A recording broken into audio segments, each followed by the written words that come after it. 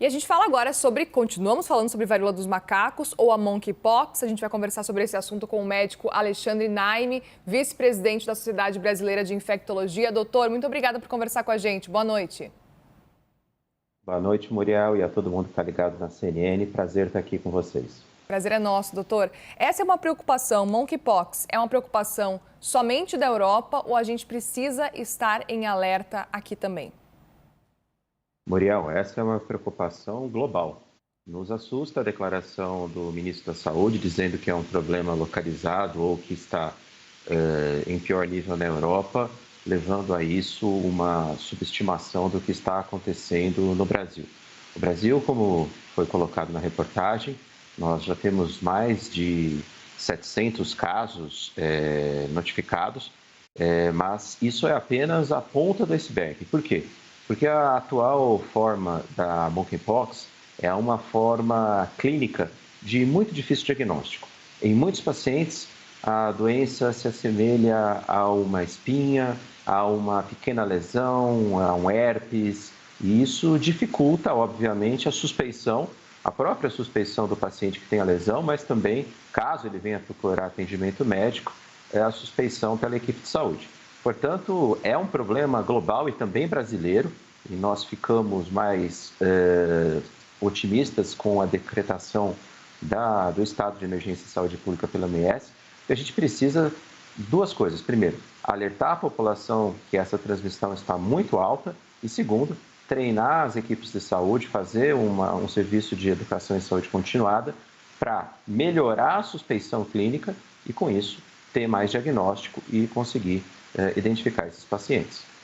Doutor, sobre os sintomas que o senhor falava, então eles não necessariamente são aquelas manchas que aparecem por toda a pele ou então febre. Pode se assemelhar, por exemplo, a uma espinha ou herpes. É mais ou menos isso. Esse é um grande desafio para a comunidade científica, inclusive para os médicos, para conseguir detectar. O problema seria realmente identificar esses sintomas. Exatamente, Muriel. Nós temos, vamos dizer assim, duas fases distintas da monkeypox. A primeira delas, quando a monkeypox era restrita a países endêmicos, os países da África que fazem a costa com o Atlântico, principalmente no centro da África, Congo, Camarões e outros países ali. Como aquelas populações eram muito expostas por conta de contato com animais, né? Aliás, varíola dos macacos é um termo que a gente evita usar, porque não são os macacos os principais transmissores. Na África, quando essa transmissão é zoonótica, ela é principalmente por pequenos roedores.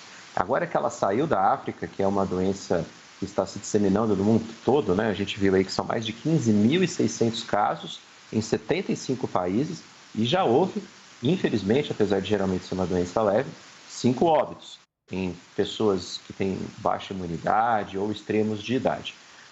Portanto, nessa forma, fora da África, é uma doença que tende, por exemplo, a ter uma, duas lesões, geralmente concentrada em genital, às vezes um quadro um pouco mais cheio de lesão, mas chama a atenção a quantidade de pessoas com poucas lesões. E um terceiro problema, já existe descrição, pelo menos de um estudo feito na Bélgica, de portadores assintomáticos. São pessoas que têm o vírus, principalmente nas regiões genitais, no ânus, no pênis, mas que não tem nenhuma lesão.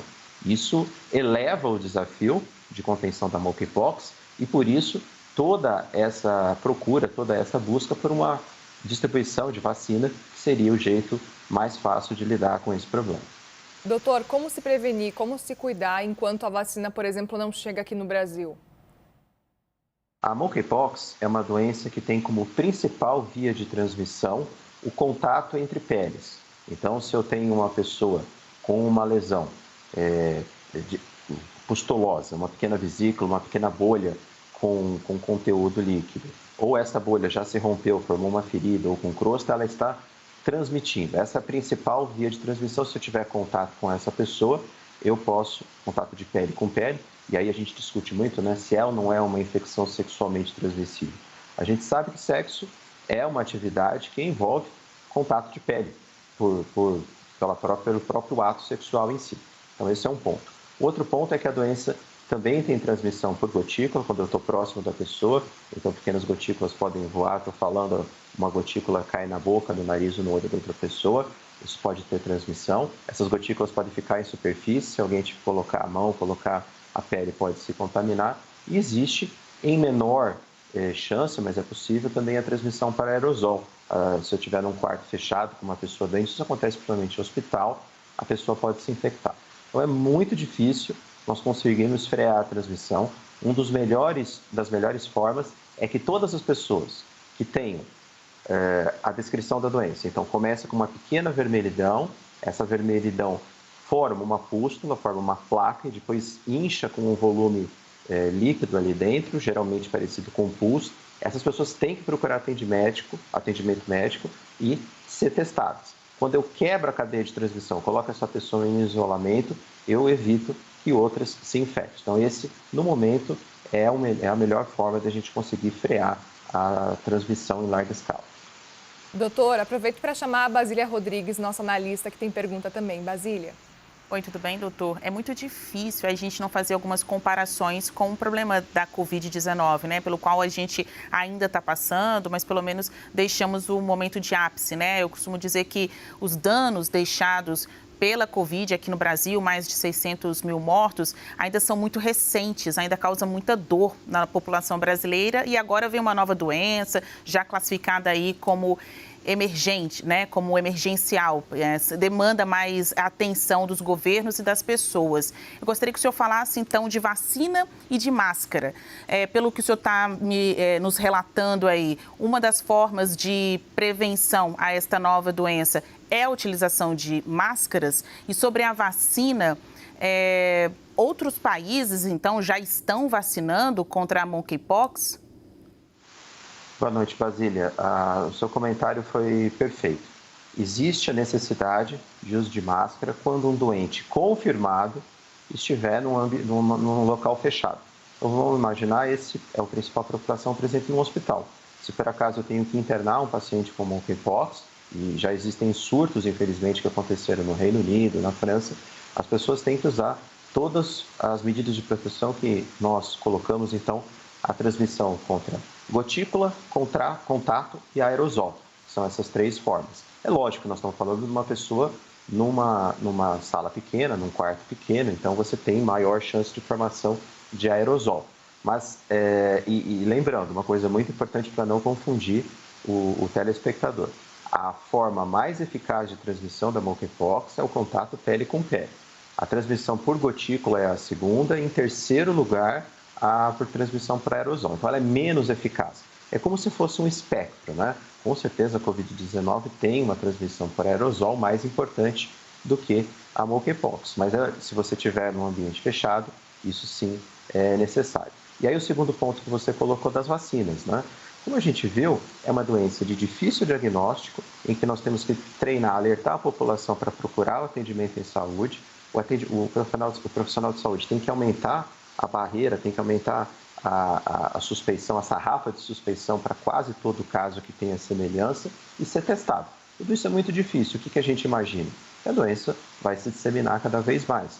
Por isso, a OMS hoje fez esse decreto de emergência em saúde pública, porque os governos, os países precisam se preparar. E a única forma da gente conseguir frear a doença de forma definitiva é a vacina.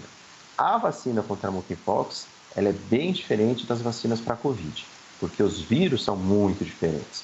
O monkeypox é um vírus muito grande, o qual a gente consegue fazer uma vacina efetiva também em relação à transmissão.